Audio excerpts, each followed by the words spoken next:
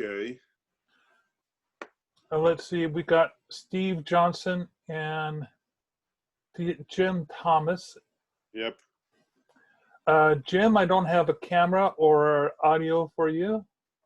If you could just quickly hop in to confirm that you're a real person and not a raider, that would be great.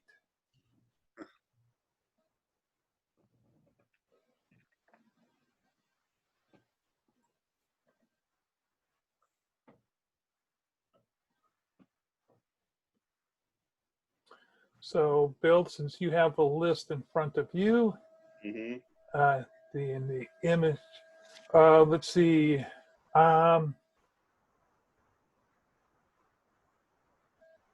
Steve, I don't have a video for you. I've got a video of him, though I don't hear. I got my audio on. Okay, there we go. Okay, now I'm getting at least a photograph for Jim. Great, Bill, I'm going to switch over and hand control. Oh, here we go. Paul Toomey, I'm admitting him. Leonard Riffus. Let's see. Yep, he's on. Okay. I'm going to go ahead and see what I can do about giving you the permissions now. Yeah. Did I just? Oh, there it is. Okay, hi, Paul. We have, I think we have audio, but no visual. Oh, great. Terrific. Welcome. I'm just kidding. I thought so. It's weird. You can tell when it's the exaggerated looks. Yeah, exactly. And not to mention, because everybody just does this joke these days. So, Bill, I've gone ahead and made you the host, so you should have the control of who gets let into this webinar. okay. Should I see if I can get the recording working on my end as well, or? You may want to give that a shot, but I think if it didn't work the first time, we'll just have to record it on my end. Okay. Oh, it does. Okay, I got it. That's a load of my. Is it recording though? Did it ask you to record to your desktop or to the cloud? And there is it. I did say to my computer, and there is a button saying record, a marker saying recording this time, so all is good. Okay, what I'm going to try to do is I'm going to try to stop recording on my end and see if it just records on your end, okay? Okay. Let me know what happens there. Well, actually, no, I'm just going to keep recording on my end in case you lose your recording. Okay, and just so, and before and here I am talking about recording when we didn't even ask Paul for permission. Is that is it okay that we're recording all of the stuff here for you? Yeah, thanks for asking, but it's fine with me. Okay, terrific. Let's spread the gospel. With any luck, it'll give you a whole lot more of eyeballs when I move it on to some place where other people will see it. Yeah, well, that's the whole mission, is to share these comics. Oh, I love it. I mean, I was sort of thinking about it. Bill, don't take your eyes away from the screen. Right, Keep an eye out for people coming in. Okay.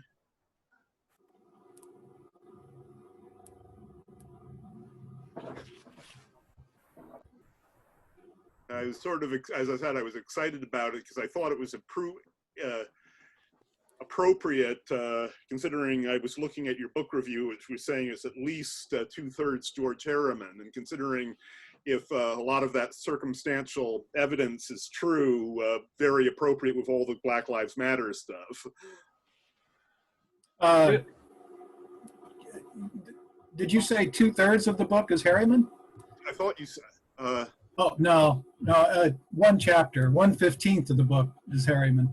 Okay. Hey, Bill, you want me to take over host duties while you talk to Paul about the meeting structure and how much time we need to have things done? Okay, cool. Yeah, I mean, with any luck, everything will work out. I have the list. Yeah, so as I said, I'm really glad this worked out. I mean, it was so frustrating when all of this stuff started, because here I was being very proud that after having no luck getting anybody, for a long time. I suddenly had a 3-week buffer, and then here we were suddenly had to cancel everything for as much. And so with Mark having the offering the services with the Zoom page, suddenly Thank you, Mark. we're able to turn it, not just turn it around, but now we're having a much bigger, a whole lot more people attending. Wonderful. That's great.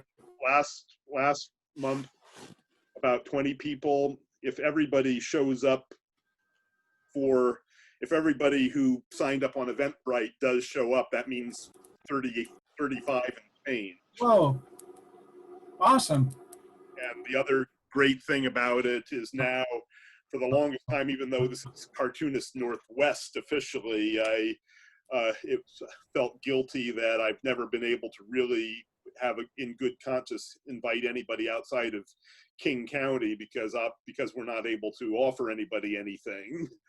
It's how can you make it worth their while? Yeah. Now all of a sudden I'm able to book people in all over the place.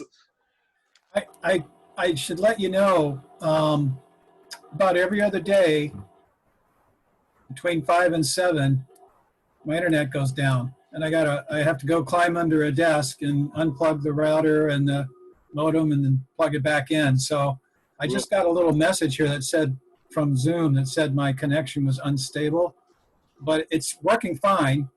But if I suddenly disappear, don't worry, I will come back. Okay. Bill, we have a about 5 minutes. request. We have a request from P. Gracie Star. Is she on your list? Just a second. Of course, it turns. I put the word out on my own channel, so you might be getting P. Gracie, I don't people see her. you haven't heard from. Okay, I put out the word as well. But do you have word, Bill? You said P. Gracie? P. Gracie Star. No, wait a minute. Or Gracie P. Gracie Star. There is a Grace Star, yes. Okay, letting her in.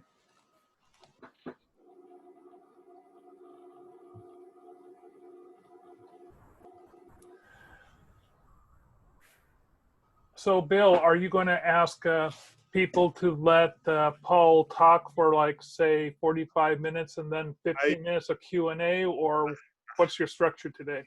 What I figured was I'll mute us when Paul actually starts talking. People can ask as questions occur to them.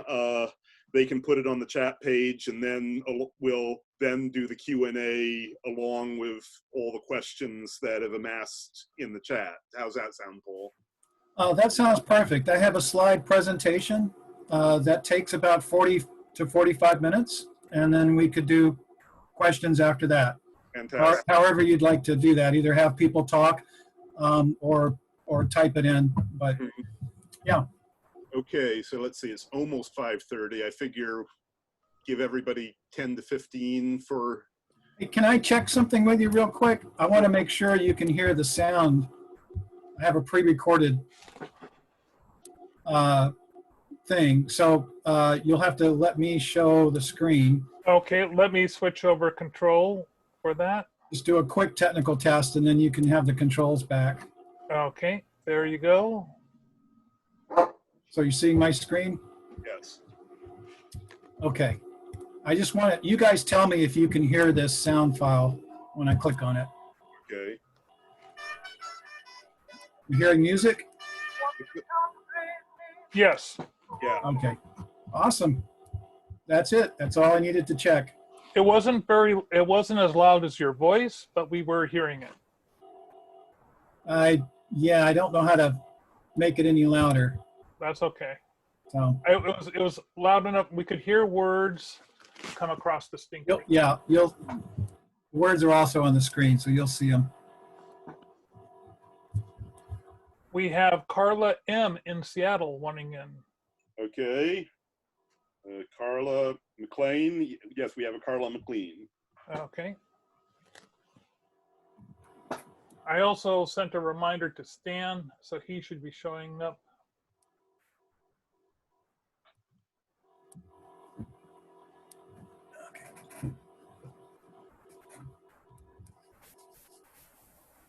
Ugh.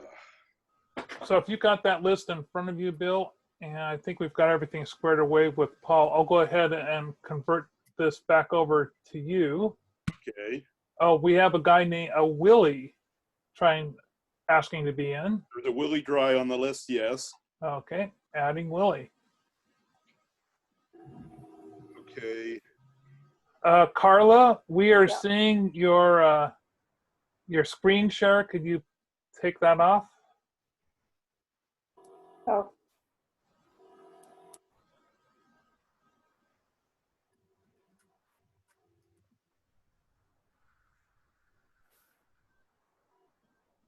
Okay. right. And let's see. There's, sorry, Bill, there's a Steven wanting in. I'm letting him in. And now I'm going to try to make you host again. Okay.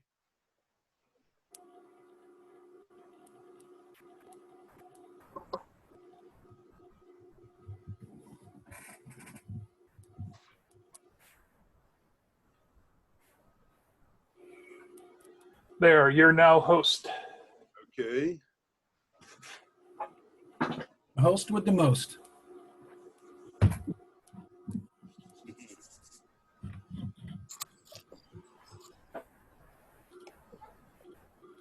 Oh, and okay, the Stan. I think this is Stan. Hey, Michael. Good to see you. You too.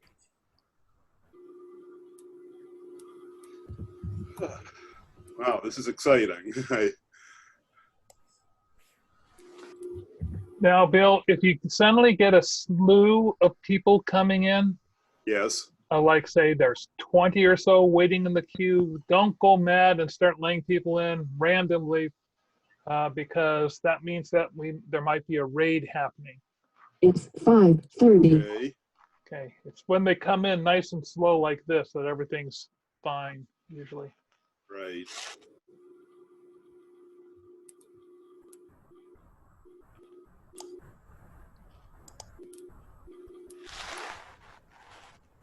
Hello, John. I know you're out there. Sheila's here. Oh, All right. John's coming. Let's see. Does anybody know an Arthur Stromer? Oh, yeah, here it is. That's weird. And Charlotte? hello, Stan. Hey, how's everyone doing? Pretty good. Good. And here's John.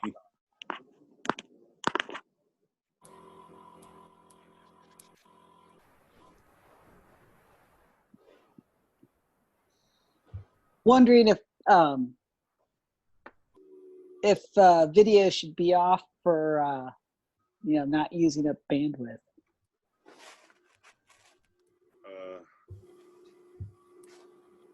Nope. Yes. I think we'll be good. Well, if Paul has a difficulty connecting, we may want to switch over to that, but I think we'll be fine.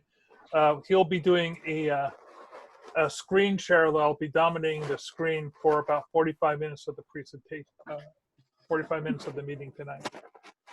Okay. Dominating. Then we probably want to do a speaker view.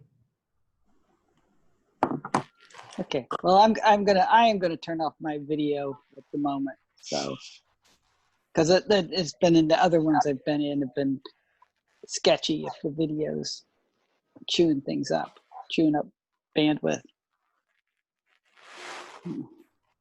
Oh, it's true. I haven't been in a meeting this large before, so that might be a good idea. I was in a meeting the other day of 175 Yeah.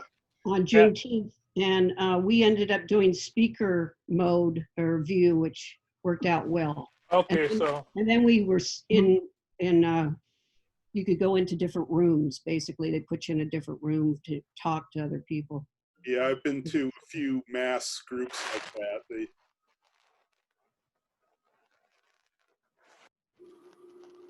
John, are you having a problem? No? Oh, okay, you're there.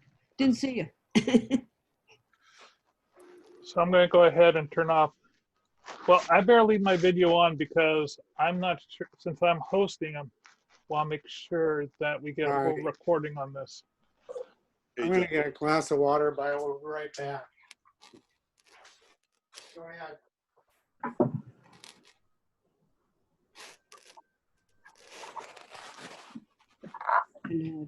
Wow, there's a lot of us.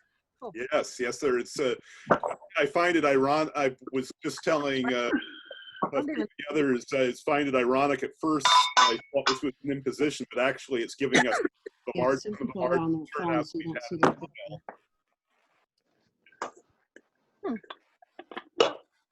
picture. All right.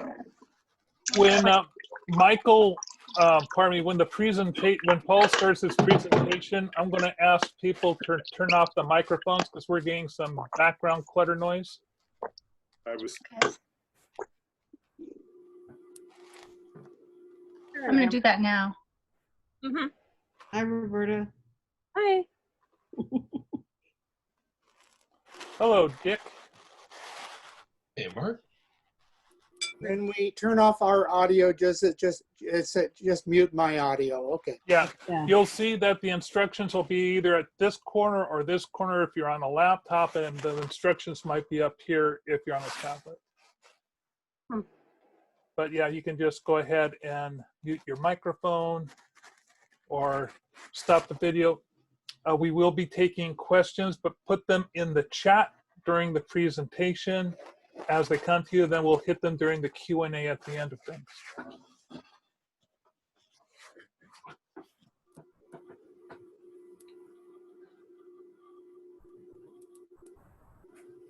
Bill, we're coming up on 5:35. okay. What do you think should be?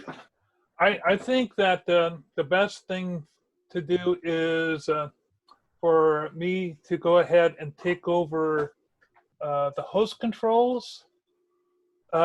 Is there anyone on the list there that hasn't shown up? Let's see. Quite a few. I mean, right now we have about 50. As far as the list is concerned, there's about 10 more to go. Okay, then I'll let you keep the host control. Just remember to keep looking up in that corner every now and then. It's Yeah. easy to forget. In just a second, I need to check something right quick. Okay. Okay. Oh, here's Maureen. Maureen makes it official, so I think I can start now.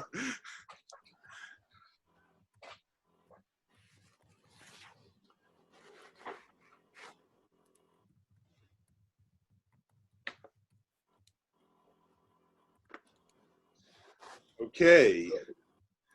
Great. Well, anyway, welcome everybody to our June meeting of Cartoonists Northwest. As for people who do not know Cartoonists Northwest, we're a group of amateur, professional, and enthusiasts of cartooning, illustration, greeting cards, and just about every other visual art, creative visual art you can think of, but mostly vaguely cartooning things. And we have our meetings every month. It's been a rather, I'm very happy that this is working out. It's being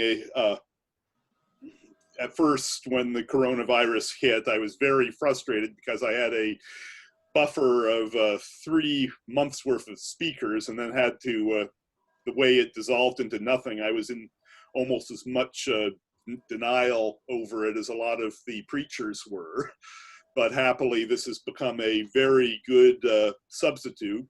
First, because we're getting an amazing number of attendees, and also because now we're no longer limited to people who are very close to Seattle, so that we can be truly Cartoonists Northwest for a couple of months. And so on top of that, I'm very happy to also announce that for next month, we are going to be having Jake Richmond, the creator of Modest Medusa, who will, yes, Greg, Roberta? Oh, who is going to be showing his stuff, and also, if any luck, talking about his experience with Patreon and a lot of other monetization methods.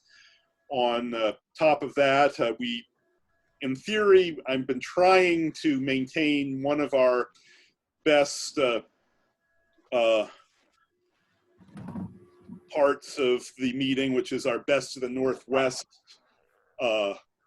event, where we would have everybody shows their comic or illustration, and everybody gets to vote on it, where it becomes the Best of the Northwest, and it will be shown on that for our newsletter, Pen Stuff. My best way of doing that is I have a page, I have a entry on our Facebook group, and so if anybody has anything, go to our Facebook group. You'll see the entry. Enter it there, and the one that gets the most likes wins. At the moment, I put one of my pieces on to prime the pump, but if that's the only one there, I won't count it.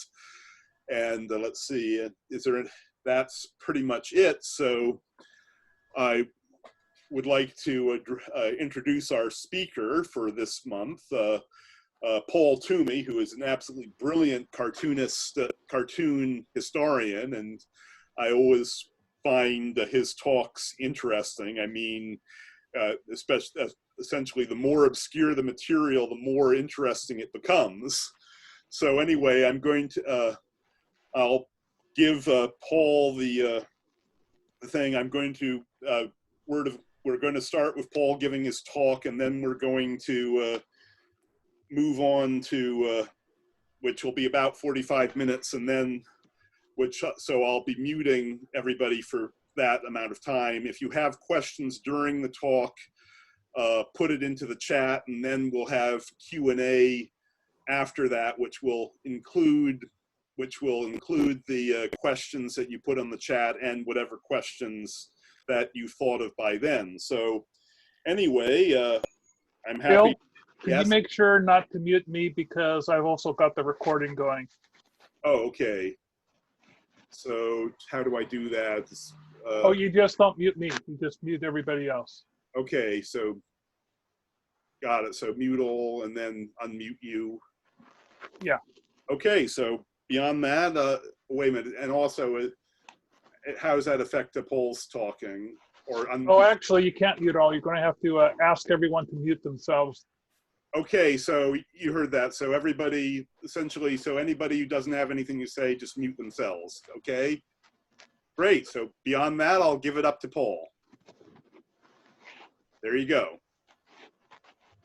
Okay. Hey, everybody. Thanks for coming and welcome. It's good to see everybody. I'm going to share my screen here, and you guys tell me if you're not seeing the slide. You should be seeing a slide now. Is that working? I guess somebody's got to unmute. Not yet, Paul. Okay, hang on a sec. I think I have to hit the share screen button. Okay, now we have. There we go. How's that? We got it, yes. Let me pull this off somewhere. There. All right. Get started. Okay. The band's going to take it away.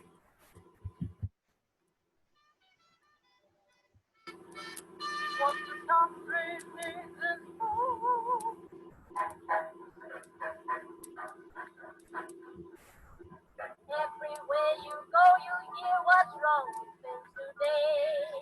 Focus over makes it clear, and I'm prepared to say what this country needs is food. Break and stand a lot more food. Listen, friends, I'm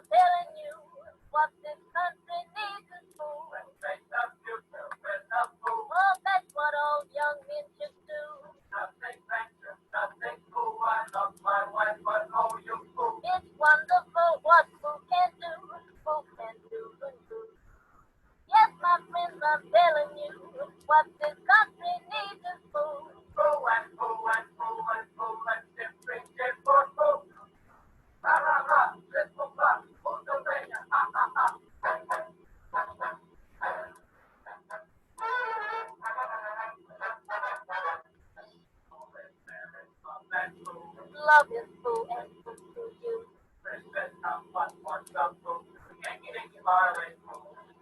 give my kingdom for a fool. Is there a doctor in the food? This time will sing. So gather roses while you fool. You are fool. For my friends and soldiers too. What this country needs is food. Food and food and food and food. Let's get preaching for food. California, food, food, food.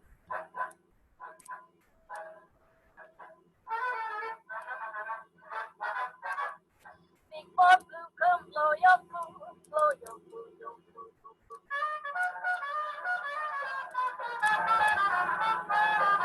Brother, play that saxophone.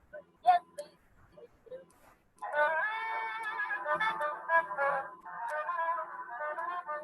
That was strictly in the food, the food, the food, the food. Come on, boys, let's go get down, and we'll have the swing of food.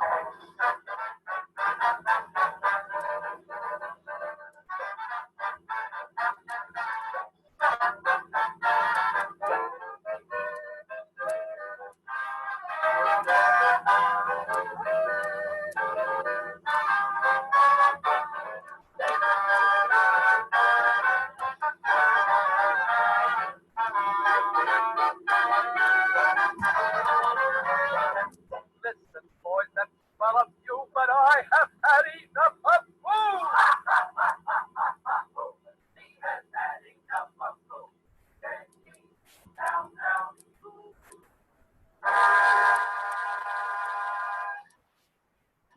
All right. That was Eddie DeLange and his orchestra with a lead vocal by Elise Cooper from a song recorded in 1938 called What This Country Needs Is Food. And that's certainly a sentiment I heartily agree with. The Screwball comics came out of a time of great stress, and we're in another time of great stress. By the way, the art that you see on that sheet music cover is indeed by Bill Holdman. So I'm here to talk a little bit about my book, Screwball, The Cartoonist Who Made the Funnies Funny, published by IDW in October of last year. And I'm proud and humbled to say it's been nominated for an Eisner Award, and it's gotten some attention. I'm really pleased because the idea was to try to bring back some of these cartoonists and these forgotten comic strips. So I thought I would talk a little bit first about what exactly I think a screwball comic is. And I'll start by reading a little bit to you from the introductory essay which I wrote called Accentuate the Ridiculous, Eliminate the Rational. Thank you, Johnny Mercer. They didn't call themselves screwball cartoonists. In fact, there was no term for the particular kind of manic, ludicrous, grotesque, explosive, compressed, dreamlike cartoons and comic strips that first appeared in late 19th century humor magazines and peaked in newspapers in the 1930s. So I see screwball comics as being a subset of humor comics. So you can have humor comics like, say, Blondie, right? But to me, Blondie, while it might have some screwball moments in it, you know, like the Dagwood sandwich or a little bit of chaos from time to time, by and large, it's working on a different level of humor. But screwball comics are the comics that have high octane, high energy. They rocket off the ground. They're stuffed with gags. They're nutty. One definition I found of comedy from Ed Wynn, or comedians rather, was really helpful. Ed Wynn, you know, the great vaudeville and stage and film comedian, Ed Wynn said, a comic says funny things, a comedian says things funny.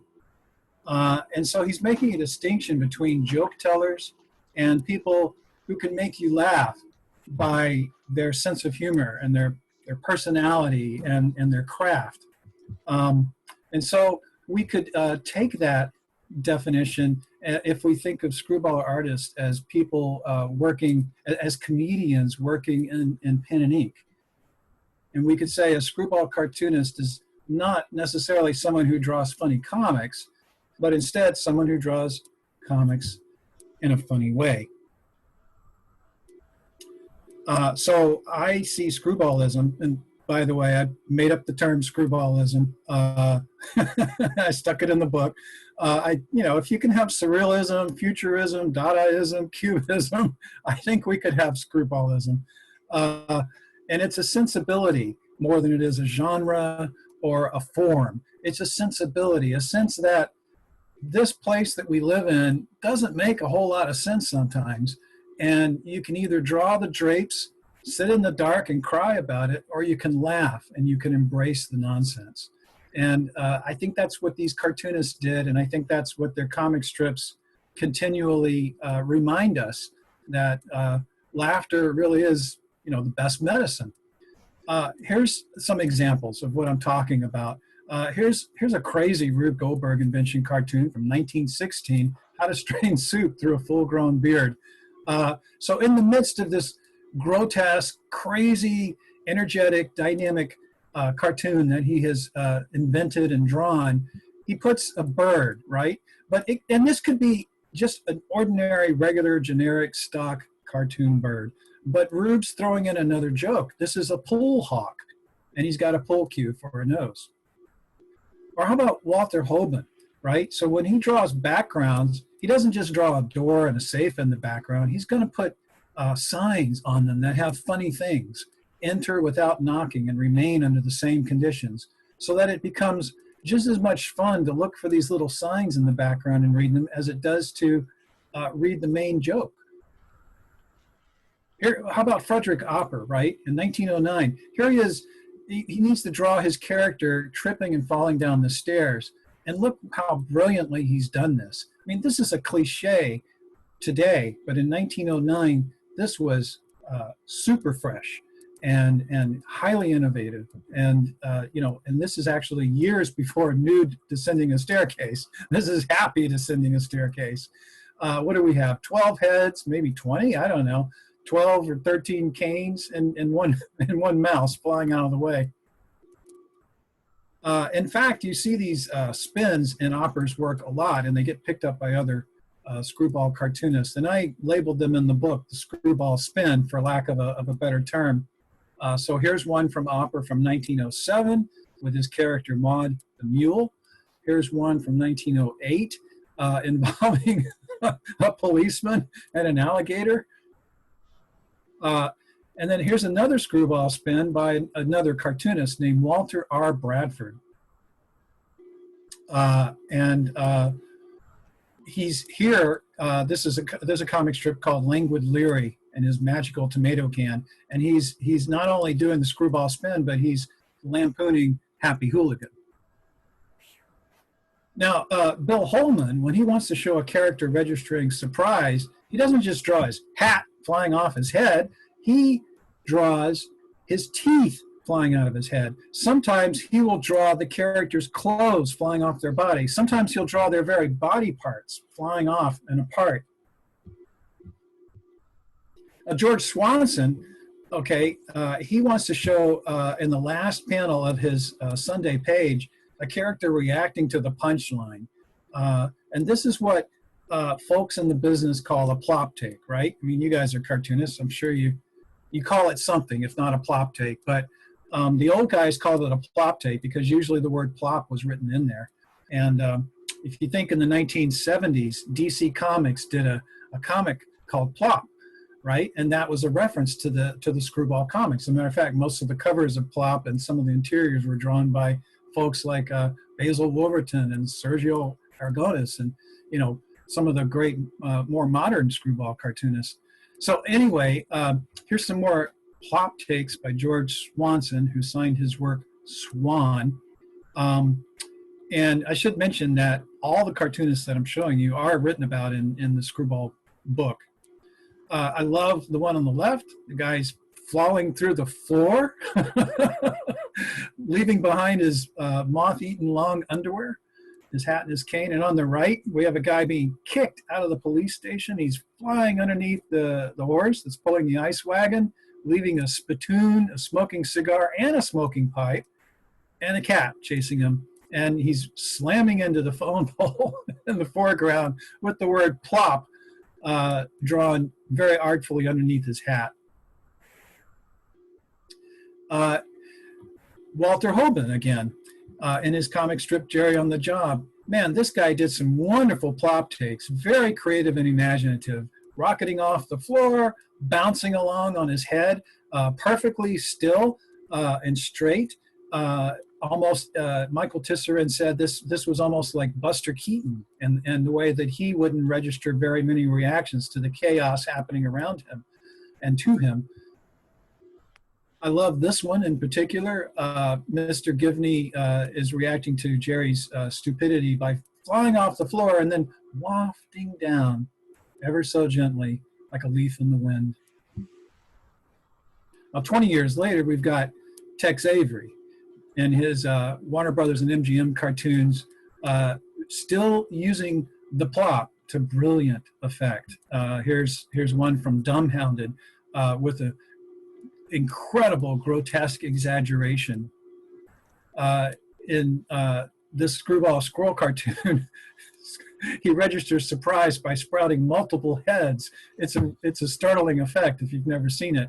And I think it's neat that his character is called Screwball Squirrel. Hello.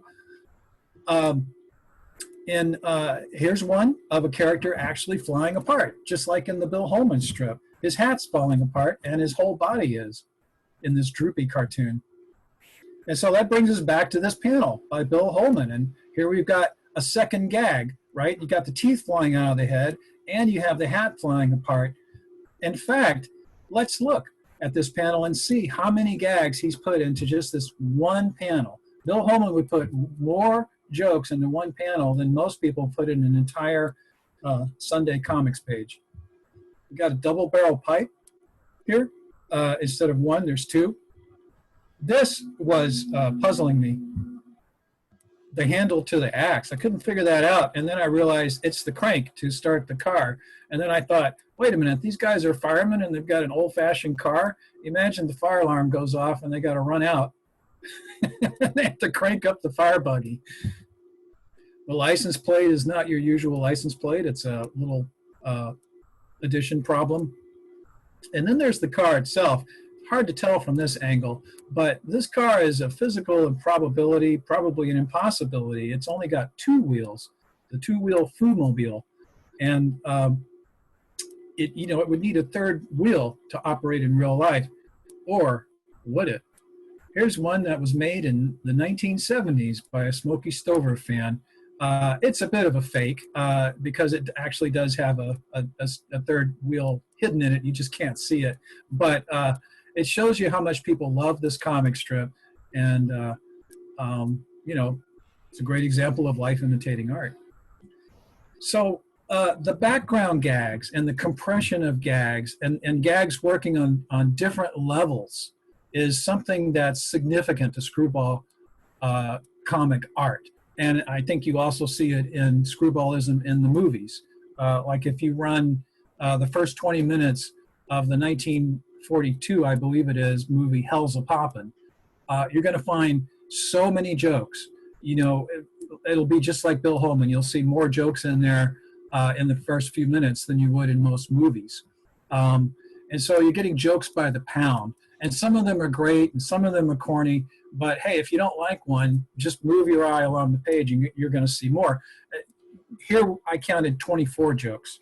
And let's just examine a few of these. I'll just point a few out just for fun.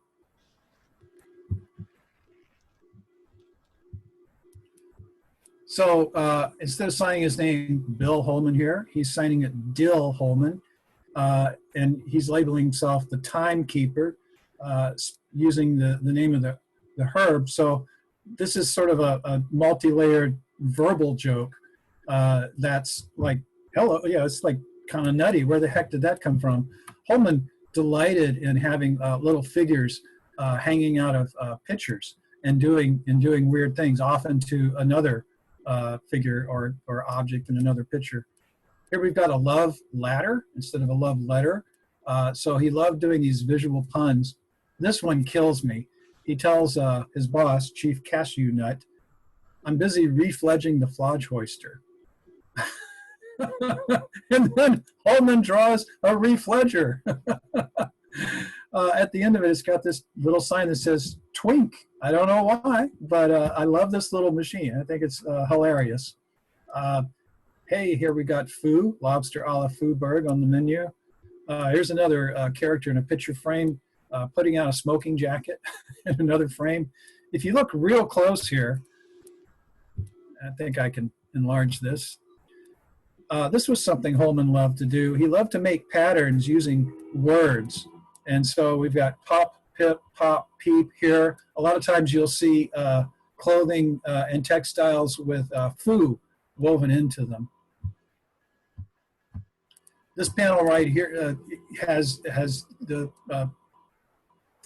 picture frame joke again. Look what Smokey's using to hold his pipe. I mean, this stuff just goes on and on. The dog's carrying a bone of contention. I mean, that's just a wonderful stream of consciousness gag. Here you got the chief flying out of his boots. And yeah, Bill Holman was brilliant at these things, and he's known for this, and Smokey Stover's known for this. However, this would be in, I don't know the exact date, but I think it's the late 1930s. And here, let's jump back to 1909, and we've got a page that looks really similar in terms of the approach, right? We've got a lot of jokes stuffed into here, and this is by Claire Victor Dwiggins, who I spoke to Northwest cartoonist about a few years ago. And Dwig is also in the book, I'm happy to say. And this is a great example of his screwball humor. There's so many gags in here. I don't know, I counted another 30 or so. Oh, here we go. 28, I counted. So what I'm trying to get at here is there's actually a continuum. There's a tradition, or if you will, a lineage of the form of screwball comics that nest within the larger form of humor comics and humor comic strips, particularly. And I should mention that Screwball, the book, focuses on humor comic strips in the American newspaper from about, from the dawn of them, from the start in the 1880s all the way to just around the start of World War II. And there are many more screwball comics in this period that didn't make it into the book. And there's also many more screwball comics that come afterwards. It sort of transfers over into comic books. And I felt it was just too much for one book. And so I limited the book to just comic strips between those years. So what does come after? And what we get is the brilliant Mad, right, by Harvey Kurtzman. And as you guys know, the first 23 issues of Mad were a colored comic book, not the magazine that we it became and we know today. I have here, I don't know if you guys can see me on the camera, but I have here a little book that came out. It's a collection of Smokey Stover cartoons. And Harvey Kurtzman wrote the introduction in 1985. And in the introduction, he said, he's talking about all these little doodads that Holman put in the background. And he says, could it be that's what inspired me to Potsherby and Verslegener? Was it Holman's technique, putting those tchotchkes in all corners of the panels? Picture portraits with the portraits come to life. Jumping out of their frames? Could that have been what inspired us to fill our Mad magazine panels with those nonsensical details? Could that have been it? I think so, Bill Holman. I think that you stamped my young, impressionable brain with your indelible ink. So, foo to you and many more notary subjects, Bill Holman. You made me what I am today. I hope you're satisfied. This is a panel from a 1954 comic drawn by Will Eldner and undoubtedly laid out by Harvey Kurtzman and written by him. But Eldner stuffed in a lot of these gags, which he called chicken fat gags. It's a kind of a Jewish, heritage label, and it refers to the globules of chicken fat that float on top of the chicken soup, and that's where the taste is, that's where the flavor is. And so he would stuff in these gags, but he's obviously working in the tradition of cartoonists who have come before. I love this original art, which was, it might still be up for auction at Heritage Auctions. It was when I put this together a few weeks ago. But check this out. You've got the signs right here: Easy Street, Easiest Street, Easily Street, Uneasy Street. I mean, man, this thing is like a poem. Speakeasy Street, Skid Row, Slippery Row, Slimy Row, Slick Row, Slide Rule Row, Marilyn Monroe, Sidney Green Street, Cook Street, Chef Street, and it finally gets us to Baker Street, which is where we need to be, because that's where Shylock Sholmes lives. And here we've got a real similar image to what we've been looking at, things flying apart, flying off the character's body. Remember the stuff flying off the George Swanson character, the pipe and the cigar and the long underwear, and then it's also screwball spin as well. So these guys were building on what came before. This didn't just come out of thin air. And in fact, you could say that the book Screwball is an attempt to lay out the road to Mad. What influenced the guys who created this iconic mid-century comic? And who influenced those influencers? And so that's what this book does. It traces it all the way back. So as I explored this question, who influenced Mad? Where the heck did Mad come from? What's this humor all about? I did tons of research. I researched for about 7 years on this book and amassed tens of thousands of digital files and a whole closet full of decaying paper.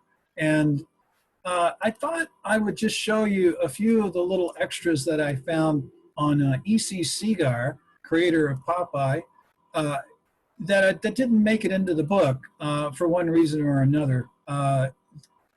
Mainly because these images are blurry and they're not, appropriate for a good quality archival art book. And I should say that the comics in the book were restored by Dean Mullaney, who also did the book design, and he was also the editor, and also pretty much, he's the guy, who made this book possible. He just had his birthday yesterday. He's the editor-in-chief of IDW's Library of American Comics. And without Dean, this book wouldn't exist, and so many other great reprint books of comic strips wouldn't exist. He's reprinting he has, I believe, reprinted all of Dick Tracy. And he's coming on the home stretch of reprinting all of Little Orphan Annie and Terry and the Pirates and so many others. Now, E.C. Segar was a photo enthusiast. This is one of his hobbies, and he loved combining his cartooning and his photography. And here's one that he created and sent out on a wire service that got picked up and run in some newspapers. Artist catches man-eating anchovy. Here's another one that got picked up and ran to promote Popeye. A very weird image of Popeye in a real home, in a real bedroom, real living room. And this is a wonderful one that's in the book. And it's a comic strip where Segar has a fight with Popeye, and then Olive Oyl comes to his rescue. And in the last panel, she says, "I'll have to awaken him. Pictorial humorists have no time for sleep." Isn't that wonderful? Here's a wonderful piece that I found in an article where a Santa Monica journalist visited Segar's home in Santa Monica and described his home and took some pictures of it. I wish that I could find a better quality image of this, to have included in the book, but I wasn't able to. But one thing that I think is really neat about this, whoops, I'm trying to enlarge it for you. There we go. Look in the background there. That is a large oil painting by Seagar of one of his cartoon characters, two of them actually, the Sea Hag and Alice the Goon. And in the article, it's described that he has 12 of these large scale oil paintings of his cartoon characters around his room. And I wonder today where those paintings are. I looked around and sent a lot of emails and made some phone calls, but I wasn't able to turn them up. I don't even know if they still exist today, but if they are found, or if anybody listening here knows anything about it, please let me know. It'd be great to get these out to the world. And Seagar here is acting like a real kook. He's playing what looks like a cello or a bass violin instead of doing his cartooning. So let's talk about the cartoonist, because to me, that's all said in his kind introduction today. The more obscure, the better. What I really loved about doing this book was not just finding the comics and reprinting those, but also telling the stories of these cartoonists. Many of these stories have been lost to time, and in many cases, there was no written account of the cartoonist's life and career. So it had to be reconstructed from all those little newspaper clippings I found. It was kind of like trying to build a battleship out of toothpicks to put their stories together and then weave that into an overall arc of the rise and peak of the screwball form in the American newspaper comic strip. So I focused, like I said, there's a lot of cartoonists that you could put into this book, but here's the ones I focused on. Frederick Opper, Eugene Zimmerman, who called himself Zim, Walter R. Bradford, Claire Victor Dwiggins, who signed his work Dwig, Gus Mager, creator of Hawkshaw the Detective and Mager's Monks, George Harriman. Also, I'm showing you these in the order that they appear in the book. Each of these has his own chapter with a bio and a gallery of their art. Rube Goldberg, and these are arranged, I should say, by birth date. So you're also getting the timeline of these artists. You're getting to see one generation follow another generation here. Walter Hoban, E.C. Seagar, L.C. Chrysler Seagar, the great Milt Gross, who we'll take a look at later, the wonderful Gene Ahern, George Swanson, Bill Holman. So you see Bill Holman comes kind of at the end of this lineage. Ving Fuller. And where is he? Oh, there he is, Booty Rogers. So this is the cast of characters in the book. This is our rogues gallery. So let's take a look at a few of these. I wish I had time today to go into some detail and information about every one, but I've picked, I think, 4 or 5, and we'll start with Frederick Opper. I was delighted to find this photo in a very obscure magazine called, I believe it's Editor and Publisher, and Brian Walker, the writer of High and Lois, son of Mort Walker, and a great comics historian in his own right. He did the original collection of Nancy that has the essay in it, How to Read Nancy, that many years later was developed into the full-scale book by Paul Karasik and Mark Newgarden. Anyway, Brian very kindly gave us a scan of this picture. This is the only photo I have ever seen of Frederick Opper smiling. This is late in his life, and he's surrounded by his grandkids. This is what you usually see when you try to find a photo of the greatest humorist of his era. He's not smiling. Winsor McKay said, if you found him walking up to you, you'd think he was coming to collect the rent instead of being a funny man. the first, it's believed that the first published artwork of Frederick Opper is this cover right here to an 1876 humor magazine called Wild Oats. And now I'm just going to talk for a very brief moment about what's happening here in 1876. Prior to this time, comics and by folks like Thomas Nast, the great Thomas Nast, who's portrayed here on this cover, by the way. That's Thomas Nast, and he's reacting to Catholic snakes. They have like the Pope hat for heads, and they're coming out of his boot, right? So there's like a snake in his boot. And if you don't know, Thomas Nast did a lot of anti-Catholic cartoons.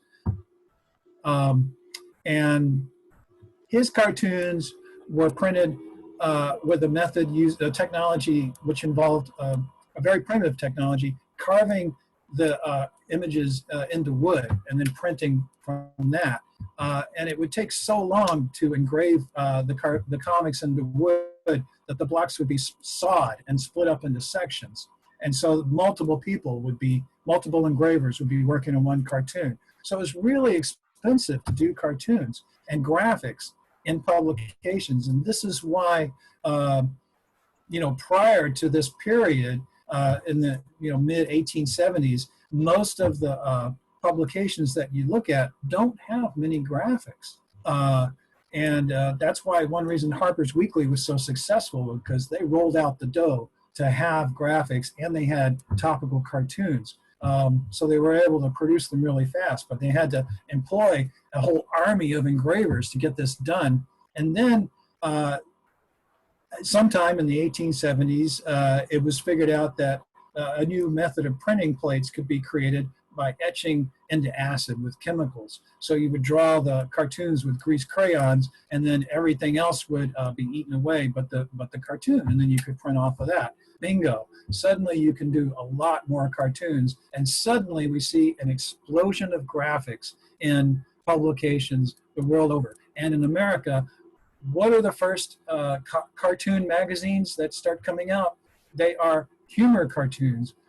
There's one called Budget of Fun, and of course there was Puck, and then close on the heels of Puck came Judge. They had political cartoons and they had humor cartoons in them. And here's where the birth of screwballism happens. Now, Opper worked for Puck magazine for a long time, 22 years, I think it was. Here's a wonderful black and white cartoon from 1880. The main spreads and the covers were given over to political cartoons, but the little filler cartoons were humor cartoons. And these I love. And here's one where he's thinking about a masquerade ball and the costumes people could wear. And he's got a Brooklyn Bridge costume. And the significance of this is the year the Brooklyn Bridge opened. And I love this costume. It takes two people, and they're like walking around this party, knocking down the guest. Opper also saw the installation of the Statue of Liberty during his time at Puck. In fact, show you something cool here with the close-up. He put the Puck office in the background of this one. Isn't that neat? So this is a color lithograph. And the way they did their color cartoons back then was to draw them on lithograph stones. And the metal plate technology that I described didn't work for color, it only worked for black and white. So to get these color cartoons, they actually had to do lithographs. So there's a few interesting things about the lithograph cartoon. Number one, there is no original art, right? You can't buy the original art and frame it and put it on your wall. You might be able to find a lithography stone that has the grease crayon drawings still on it, maybe, but probably not, because they would wipe these things off and draw on them again. So you get a style of coloring that's very different from the American newspaper color comics. But those color comics were emulating what was done in lithography in the early days. That's why comics like Little Nemo are so beautiful. They were done by European craftsmen who had come up through lithography. Anyway, I digress. The joke here, the gag here, as I'm sure you've no doubt noticed, is the Statue of Liberty is festooned with ads. And the reason for this is because France gave us the statue, but they didn't give us the base. And so we had to build the base. And there were a whole bunch of fundraisers in New York City to try to raise money for the base. And they had a lot of trouble raising money for it, which I think is funny, given the fact, that it's become this national icon. They almost didn't get it up. And Opera's solution is to sell ads, which, if we had to do it today, it might happen that way. Here's another fun little interesting detail as well. The magnum of champagne she's got under her arm, the label is the Katzenjammer Extra Dry. And this is years before the Katzenjammer Kids. And Katzenjammer is a German word which means hangover, and it also emulates the sound of a cat yowling, which is probably one of the last things you want to hear when you have a hangover.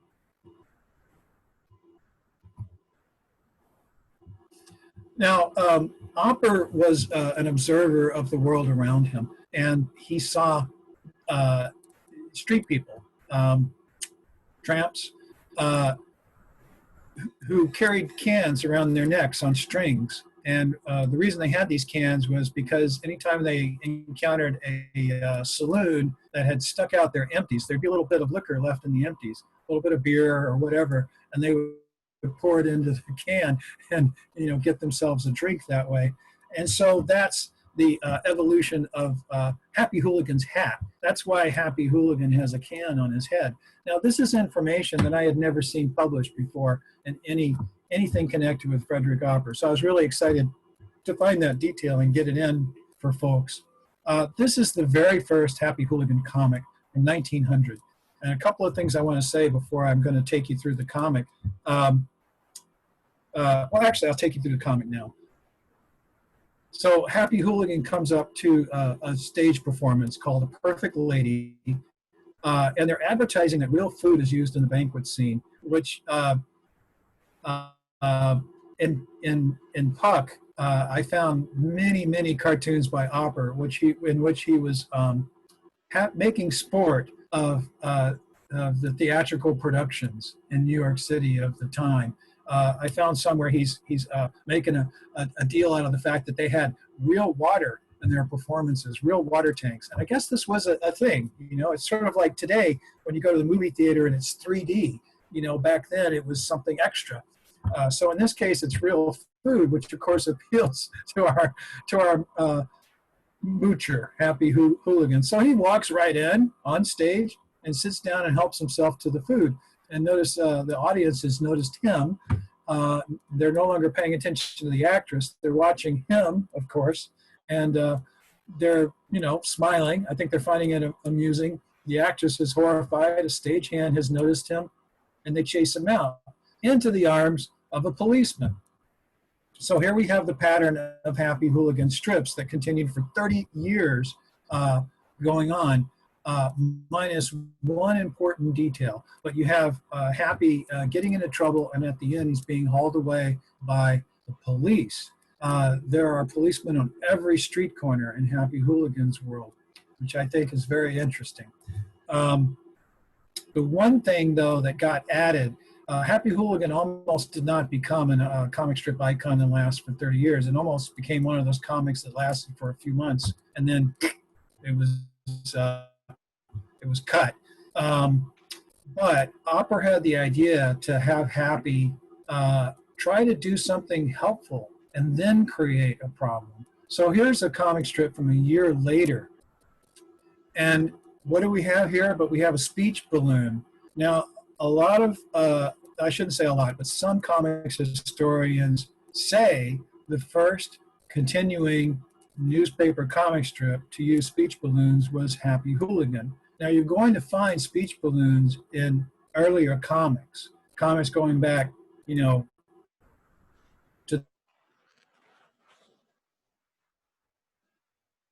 the 1800s. But they're using fashion to draw out a person's inner thoughts and character. And that's what Opper's doing. And he's doing it because he needs to tell you that Happy Hooligan is meaning to help someone. He's not trying to steal anything. He's not trying to do any harm to anybody. He's trying to be helpful. And here he sees a man on the street with guns. So this would have been an issue back then as much as it is today. History is cyclical, and if you read the old newspapers like I have, you're going to see some of the same things 100 years ago being dealt with in the newspapers as they are today. So Happy says he'll kill somebody, sure. I must take him away from him. Give me them pistols. He's wrestling him. He's being heroic. And the guy starts jumping on him. He says, what? You want to rob me? And of course, here's the policeman.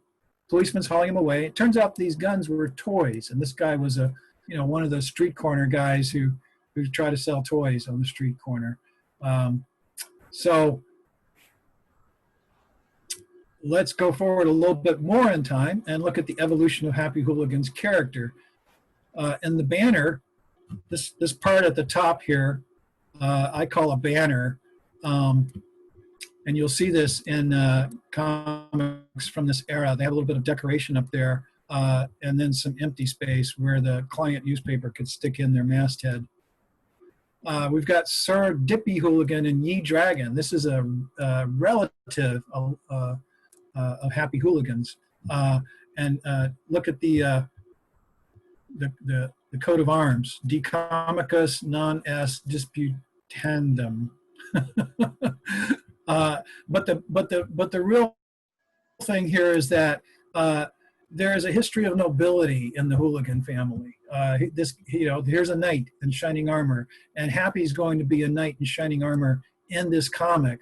Only instead of a dragon, he's going to fight a mouse. Ain't that a cunning little mouse? I hope you ain't afraid of it. Happy sort of spoke. He was ostensibly an Irish American, but he speaks in Brooklynese. And look at the three little guys on the left. Oh, CD Mouse? These guys are the antecedents for Huey, Dewey, and Louie, who Al Taliaferro, I think I've got his name right, the artist of Donald Duck, put into the Donald Duck comic strips. And he was drawing directly on Happy Hooligan. We know this for a fact because he said so, and it's in print. These guys are also the antecedent of the three nephews of Popeye that appear in the cartoons, not the comic strips, but the cartoons, Peepeye, Poopeye, and Popeye. I think I got their names right, but you know the ones I'm talking about. So this idea of the three nephews whose existence really is not very well explained, and the idea that they each speak a part of a sentence. Oh, CD Mouse? That gag comes from Frederick Hopper. That mouse certainly has got a noise. Help! Police! In his effort to save her, Hooligan's destroying property now. And he's going to chase the mouse down the stairs. Look at his foot. It's getting caught underneath the rug runner. And, yep, you know it. It's going to happen. Yep, he's falling. This is really neat, isn't it? This is like stills from a movie. Very cinematic. And boom, there he goes down the stairs. Lovely. Lands on his head. Wordless now. No action, no words to slow down the action. And on the other side of the door, what do we have but, of course, a cop. And he's proposing to the Irish housemaid. I'm too young to marry yet, Dan. Nora, you promised me your answer today. Mouse runs underneath the door, and Happy, cue Happy, he comes bursting through, hits the policeman unknowingly, and gets hauled away. I didn't do it on purpose. Shut up, you're under arrest. Hit him, Dan, he tried to murder you. And the nephews are saying, Uncle, Happy's pinched. And the mouse is going down the hole.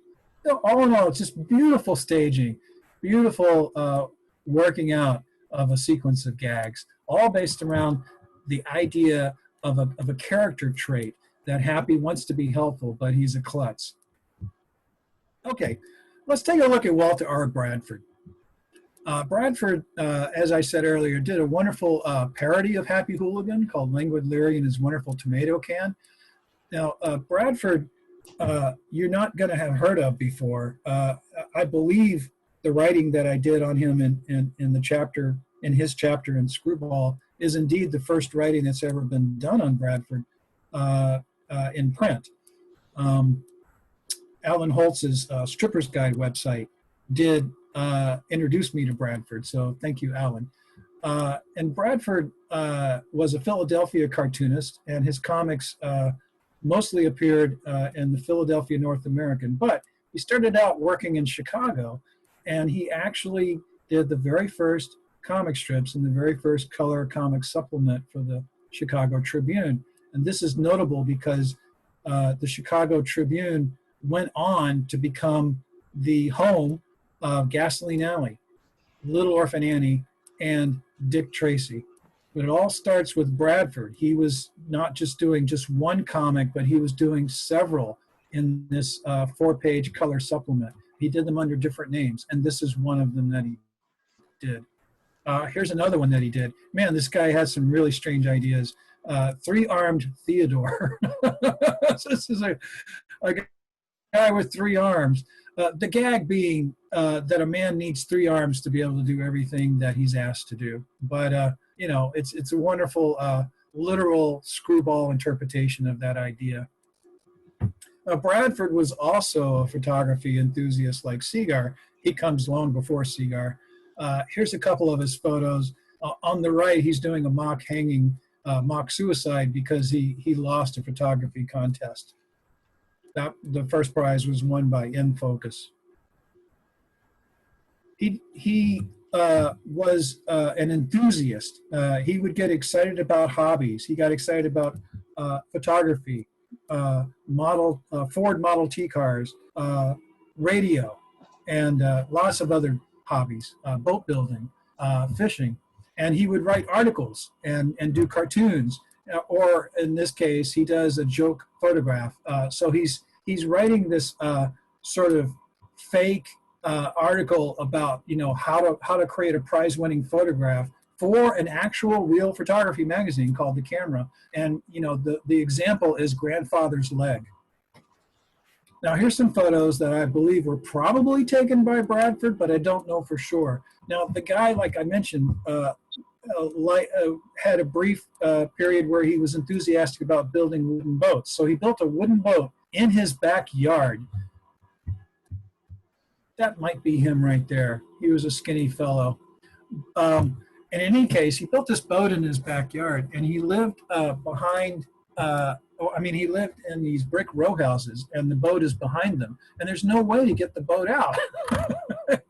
He realized he couldn't carry the boat out. It's like wedged in there. It's landlocked. And so what he wound up doing was getting a crane and using pulleys and a hoist and pulling it over the roofs of the houses.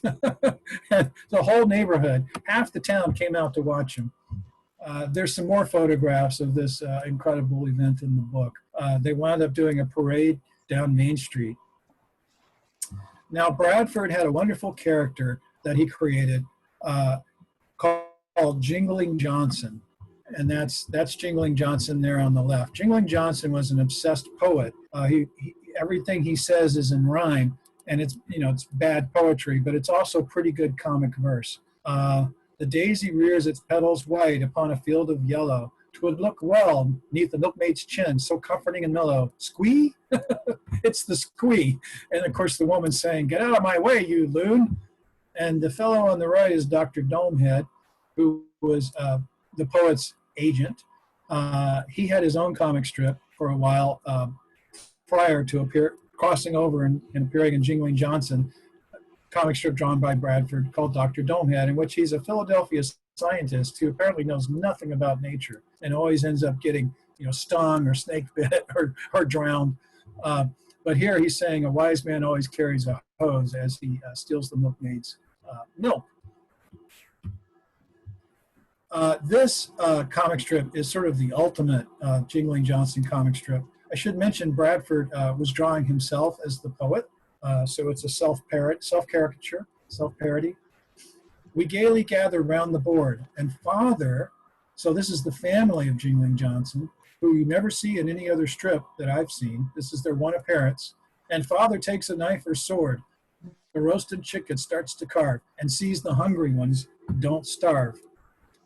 It's like opera, right? The three little boys completing each other's sentences. At this reunion we renew our family love, a health to you. Beneath the green and shady trees, we dine in state, Limburger cheese. And notice on the little gag on the left, liver regulator. Dear father, you are old and bald. In head of bones, my brains are walled. In head of bone, my brains are walled. Dear father's always been the boss. Until today, cranberry sauce, says the boy with a hammer getting ready to hit his mother in the head. Uh-oh, something's amiss here. This is the point at which we realize they're all kind of nutty. Grateful father, ungrateful father, you are cruel. My thoughtless son, you are a fool. Unnatural pup, here's one for you. Just keep the change, I'll make it two.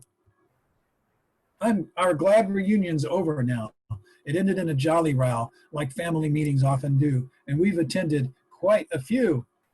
Last panel. Next Sunday we'll be out again, and we'll perform, sunshine or rain, in crazy stunts we four will join, even though that wasn't the case. The family didn't appear again. The comic artist needs the coin. Meta reference. I'll be glad when we get to the bug house. Dogcatcher's wagon number 606.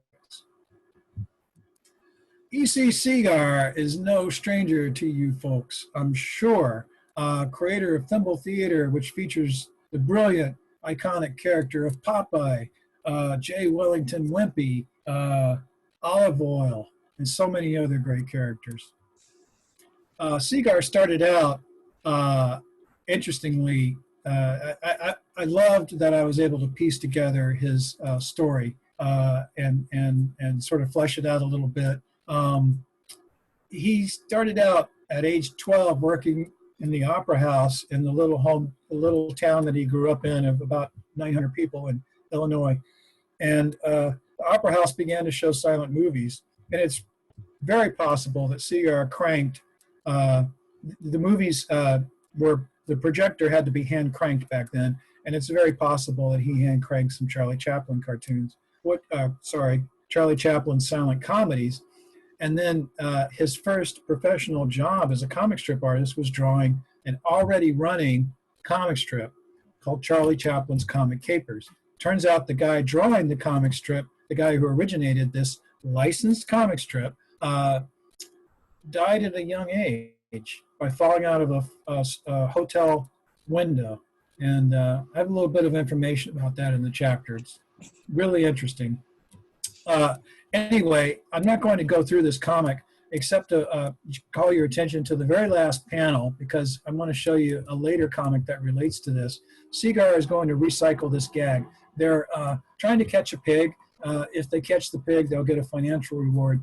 But Segar's, Chaplin's sidekick, who is an original character that Segar created named Luke the Gook, he has captured the pig and he's butchered it and he's cooking it. Now, Luke is a precursor to Wimpy.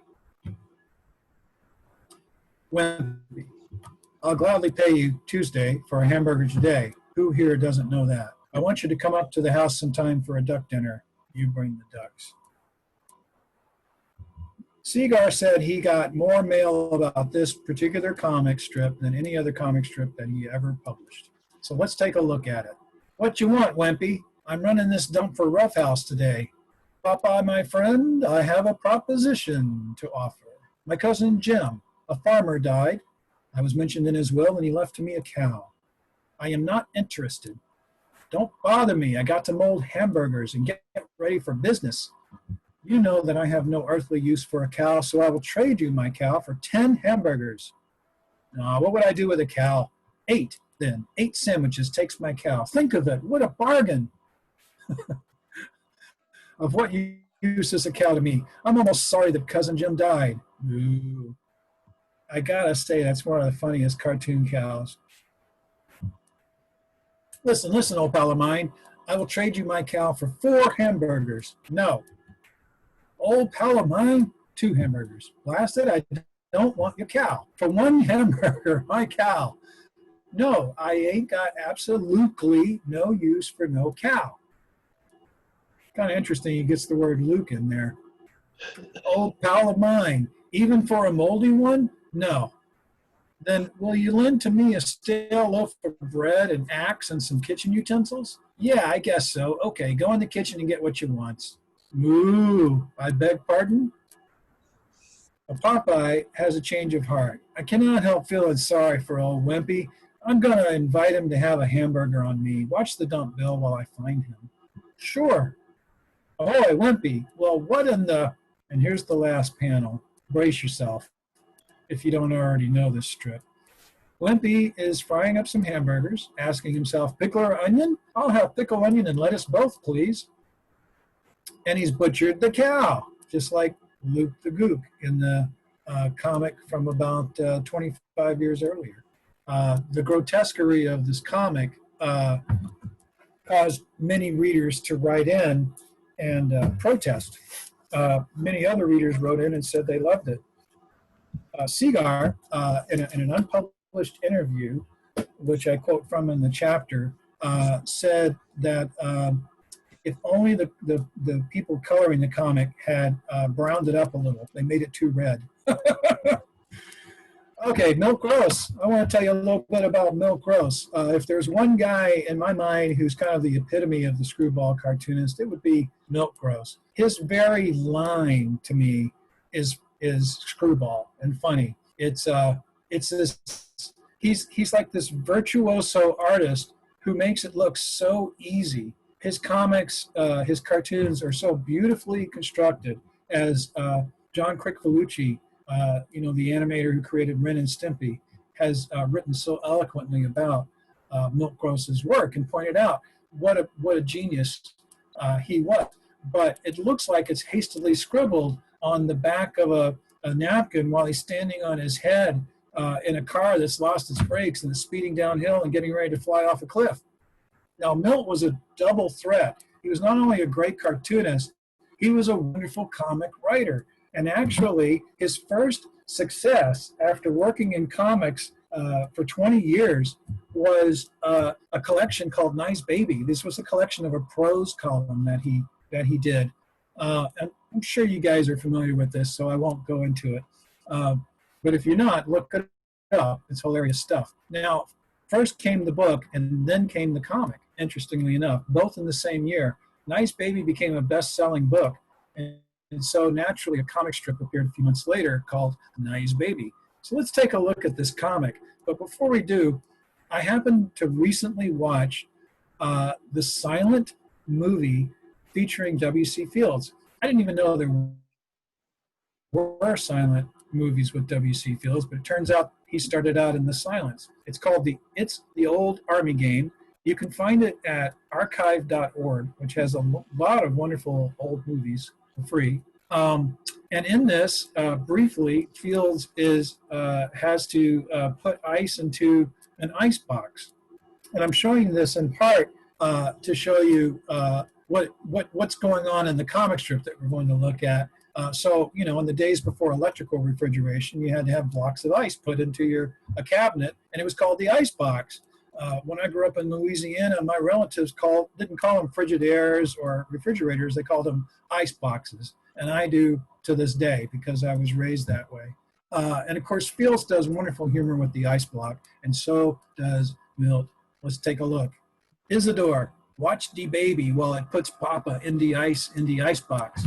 Now, another significant thing about Nice Baby, Milk Gross was famous for his Yiddish English dialect that he used. However, and I didn't realize this until I began to research him more, thoroughly, I thought I knew Milk Gross's comics, and I thought all of them had this funny Yiddish English dialect. It turns out only one of them does, and that's this one, Nice Baby. Everything else in the comics that he did has funny language, but it's not the Yiddish English dialect that he's famous for in his books. Watch the baby. So this is the Fiedelbaum family, and this is Papa Fiedelbaum. And Baby has closed the door so he can't get this block of ice in there. I don't know how he could get it in anyway. It looks like it's about 3 times bigger than the door. Isidore! He's calling his son to help.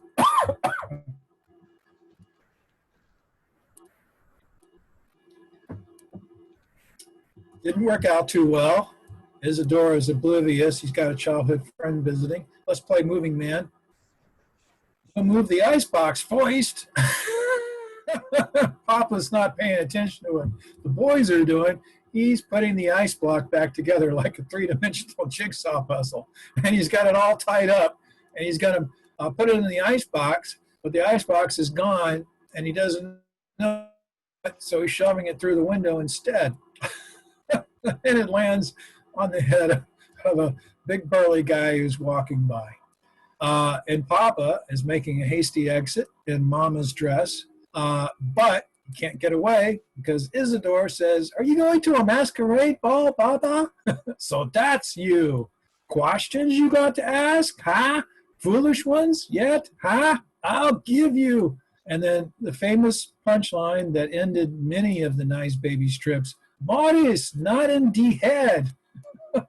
God.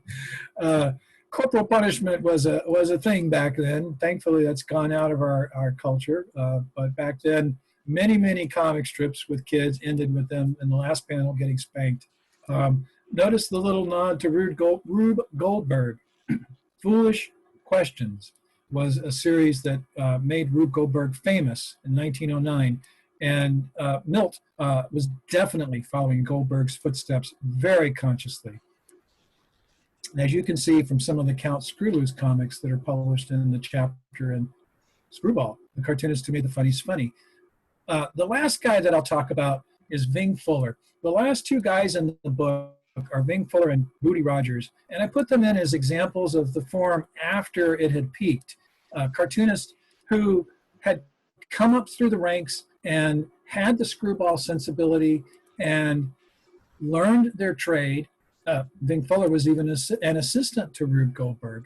And they, they paid their dues. And right when they came to a full flowering as a mature, seasoned screwball cartoonist, America lost interest in screwball cartoons. And the comics were starting to get smaller and smaller on the page. When the comics get smaller, there's less room to put in those crazy background gags or to do those crazy wild, panels where you've got 21s. There's just no room to do it. Also World War II was getting ready to happen. And after the war, there was a real different sensibility in the country. Now, Screwball did continue on, but it transferred over into comic books, like I said, with artists like Jack Cole, Basil Wolverton, and, Harvey Kurtzman, Will Elder, Wally Wood, Jack Davis, those guys.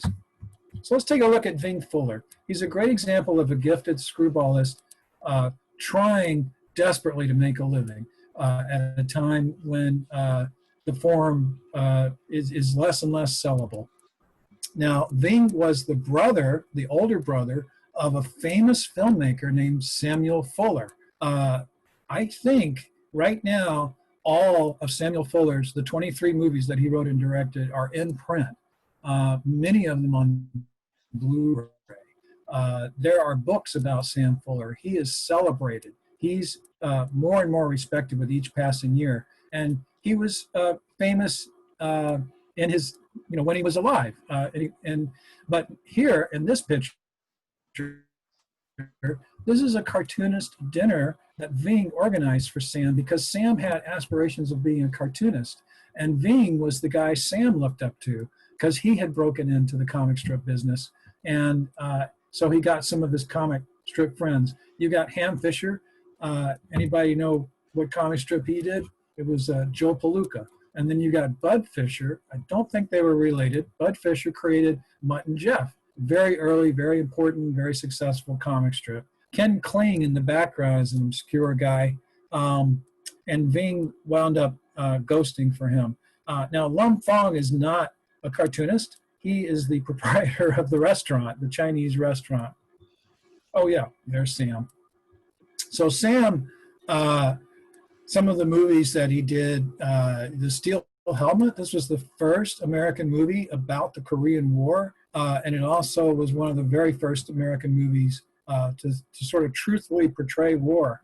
I could wax eloquent about this movie, but I'll hold off because I know that we're getting short on time. Check it out if you can, though. It's wonderful, wonderful movie. He did one of the classic film Wires Pick Up on South Street. And he did this amazing movie called Shock Corridor, which addresses issues that are in the forefront of our minds today, involving racism in America. The cover of this Criterion edition is drawn by modern-day cartoonist Daniel Close. Now, Samuel Fuller was a crime reporter for this newspaper called the New York Evening Graphic. Before Sam got a job there, his older brother Ving was also working for the New York Evening Graphic as a cartoonist, as a sports cartoonist, and then a humor cartoonist. During this time, you also had in the funny pages Ernie Bushmiller doing an early strip called Mac the Manager. And in the columns, you had Walter Winchell doing his very first columns, and TV personality Ed Sullivan also doing his very first column. So the New York Graphic is historically and culturally important, but it wasn't very highly regarded when it was put out. It was the first tabloid newspaper. And in fact, Ben Yagoda in 1981 telling the story said it was one of the low points in the history of American journalism. Some people called it the porno graphic. One of the things they did that's so strange was they had, when they couldn't get an actual picture of somebody, they would create a composite. So they would have people stand around in the poses and costumes, and then they would glue the heads. They'd cut the heads of people, the actual newsworthy people out and paste them in. So it's sort of like early Photoshop work. Instantly, the Evening Graphic's really hard to find. It wasn't held onto or preserved. It's in a couple of rare microfilms and libraries where you have to, visit them in person if you want to see them. A shame. Here's a picture of Sam Fuller working at the Evening Graphic. 17 years old. He's a crime reporter. Isn't that great? And his brother Ving may have taken this picture. That could be some of Ving's cartoons sitting right there on the desk. The interesting thing about working for the Evening Graphic is Sam and Ving both developed a journalistic approach to their creative output. Sam did hard-hitting movies about topical issues, and Ving did humorous cartoons using issues of the day. So in this comic that I'm going to show you that came in Collier's Weekly, he's dealing with scientific progress here. Dehydrated Foods Incorporated. So notice the similarity to Ernie Bushmiller's style. Man walks in to a business called Dehydrated Foods Incorporated, and you have little containers of beef, lamb, chicken in the background. So he buys one, but plot twist, it starts raining as he comes out, and he is, after all, carrying dehydrated food. We don't know which one he bought, though. The rain's coming down harder. He stuffs it under his coat, but it's no use. Whatever he bought is reconstituting itself, and turns out to be a cow. Once again, a cow used for a gag. Now, Ving picked up on the idea of a psychologist and thought it would be a great idea for a comic strip. He created a comic strip called Doc Psych. He got the idea, he said, from, he was drafted in his 40s. During World War II, he was drafted and had to go through basic training. And that's where many people encountered their very first and only psychiatrist was the Army psychiatrist. And So that gave him the idea for Doc Psych. So here's the very first Doc Psych comic strip from 1945. Doc Psych, you wonderful man, I'm so glad you dropped in. We're having a cocktail party. Come in, join us. No, no, Mrs. Splash. I'm not dressed. I just came back from the asylum. Nonsense. I want you to meet some lovely people. And it turns out the party they're having is not much different from what Doc Sykes saw coming back from the asylum. So again, that continuing theme, the screwball theme, the world is kind of crazy. Doc Syke was a psychologist like no other. He wore a top hat. He had flowing hair, a cigarette holder, goatee, mustache, and striped trousers. I'm surprised he's not wearing spats. There's a tradition of psychologists in comics a little bit. EC Comics did a series called Psychoanalysis. Fulbert Sturgeon, Frank Stack, did a wonderful psychologist comic character called Dr. Feelgood as part of the underground comics movement. And of course, this guy, he was a psychologist, and he pretty much almost killed comics, Dr. Frederick Wertham. Here's another topical event. 1945, dropping of the atomic bomb on Hiroshima and Nagasaki, killing hundreds of thousands of innocent people. Bing Fuller must have sat down at his drawing board days of maybe weeks later after this news and began to do gags based on the comic, based on the atomic bomb. Now, much later, he had evolved his comic strip to be a sort of Charlie Brown ripoff called Little Doc.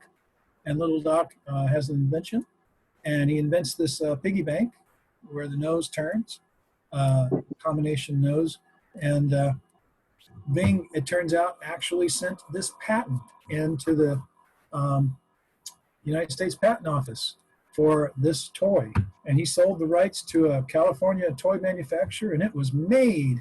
And you can buy them on eBay today for about $20, $25. And blue, as shown here, yellow, or pink. And so I'm glad to say that after struggling and trying to hit it big with comics, Bing finally found the little pork in toy manufacturing. Remshot, please.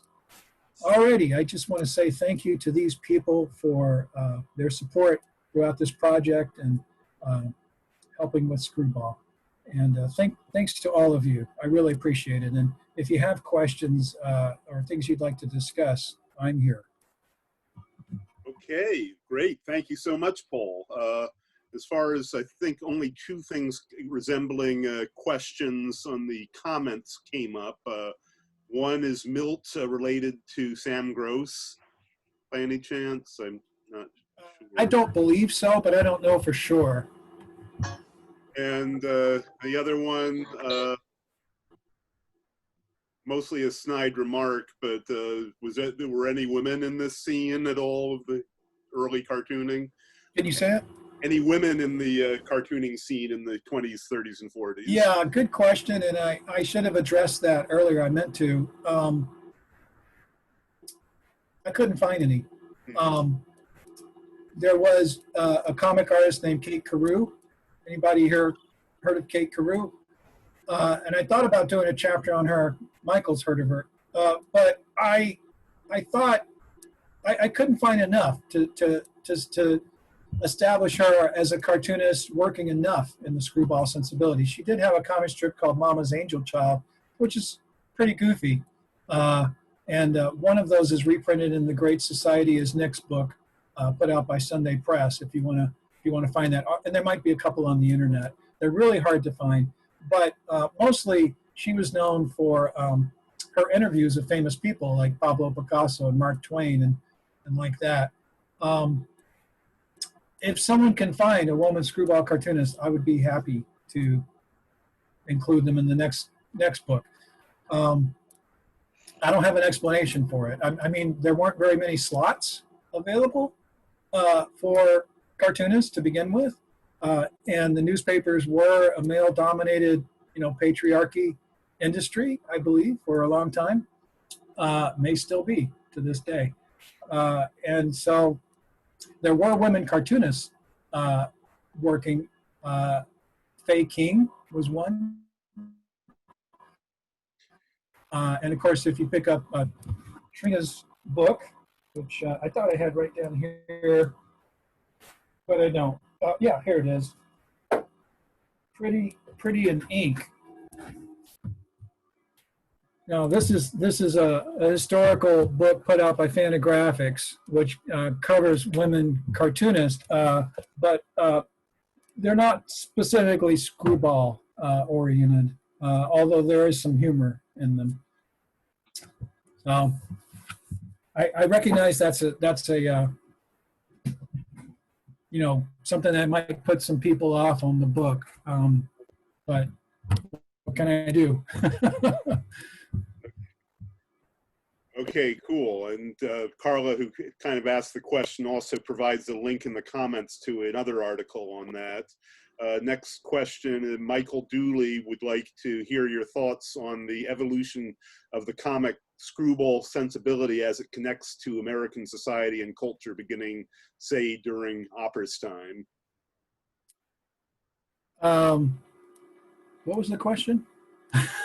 Michael Dooley asked, I'd like to hear Paul's thoughts on the evolution of the comic strip screwball sensibility Okay. next to American society and culture during culture beginning, say, during Opera's time. So I think I see it as an expression of the pressures that people were going through in their ordinary, everyday, day-to-day lives. Well, they were extraordinary lives because it was extraordinary times, really. So, you know, sorry. and you had technology beginning to infiltrate itself into everyday life. You know, the invention of the light bulb and cars, and comic strips back then are full of this. They're using this, you know, for fun, but they're also expressing anxieties about it. People are always getting run over by automobiles in early comic strips, so someday I hope to do a book about this called Suspicion of Progress, about how technology was not very well embraced by popular media, and especially comic strips. So that created a sense of pressure. And then along comes World War I, which, because of technology, was an unimaginably horrible, bloody conflict. Some of the cartoonists that I have written about went to war, fought in the war. There's another book that I'd love to do, which I would call Torn Strips, about some of the cartoonists we lost to World War I. Some very talented, gifted cartoonists who fought and didn't survive it. Then, you know, come post World War I, things are going along okay, and I believe this is when screwball really sort of took off in the 20s and 30s, and you have people doing things like dance marathons that go on for days, or sitting on flagpoles, or having goldfish swallowing contests, the Roaring 20s and the Crazy 30s, and this is when the screwball comic strips really take off.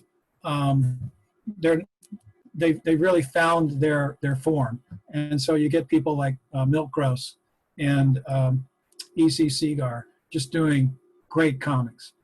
And along comes World War II. Well, first is the Great Depression. So in the Great Depression, in the crash of Wall Street, you have a great comic created by Milt Gross called Count Screwloose, which comes along right in direct response, almost within, you know, a month or two of the Wall Street crash, called Count Screwloose from Toulouse. And it's about this character who escapes from an asylum, and he looks around, and what he sees is so crazy that in the last panel, he's running back into the asylum and yelling to his asylum mate who's a dog wearing a Napoleon hat, and he says, "Iggy, keep an eye on me." And Milt said that comic was produced in reaction to what he saw as basically the world losing its or American society losing its mind for a while. And so I think you can kind of track, at least these major historical events with the rise of the screwball sensibility. And then after the war, an irony begins to creep in, and a sarcasm, and an almost a kind of a superior attitude. I guess the world wasn't so innocent after World War II, I don't know. But in any case, screwballism goes out of the comics, but it continues. And it continues to this day. I mean, you'll see moments on Saturday Night Live that are pure screwball. There's no reason for them. They're just doing them to be silly. They're embracing nonsense and absurdity because what they're talking about is absurd, and that's the only way they can express it. So there you go, Michael. I'm sweating bullets here trying to answer your question, but it gives you a little bit. Hey, now we're picking up more here. to be said on that. Okay, the next one I got is Tom's asking. He thanks you for the insightful presentation, and he's wondering, did much of your research intersect with silent film history and how they influence screwball comics? Oh boy, that's a great question. That's actually the next book I'm working on, to see the relationship between the early humor comics and the early silent films. If you think about it, both forms were born at the same moment. And they're both forms driven by technological improvements. And they're both forms that in the beginning centered mostly on comedy. And they're both drawing from vaudeville and, humorous theatrical performances and the comedians of the time. And they both are presented with the same problem, which is, how do we get people to laugh using our form, which is presenting images in a linear format? How can we make people laugh? And so what one person would, have an inspired moment and do something in a comic strip that they might pick up and repeat, that gets transferred over into celluloid. And then what one silent film comedian might be doing gets picked up and transferred over into the comics. And then you begin to have commercial crossbreeding, like we saw with the Charlie Chaplin comic strip I showed you, where that's, the comic strip characters are getting licensed. The comedians are licensed their images into the comic strips, and vice versa. There was early movies of Happy Hooligan, for example, done by J. Stewart Blackton, who also did some movies as a tramp, which live action movies featuring himself. Wait, I'm getting mixed up. Those are the movies. Anyway, Charlie Chaplin says he was influenced by seeing those movies. So there's a lot of cross communication between the two forms, both in the formal elements and in the characters who went back and forth. For example, Milt Gross worked in the film industry. He kept trying to make it big as a screenwriter and a movie maker. He was actually, my book tells the story, he was hired to go out to Hollywood and make a movie out of Nice Baby. Not as a director, he was casting and he was writing the screenplay. And it was going to be one of the very first talking movies. Can you imagine hearing Milt Gross's Yiddish English dialect in an early talkie? How cool that would be. And apparently they filmed it.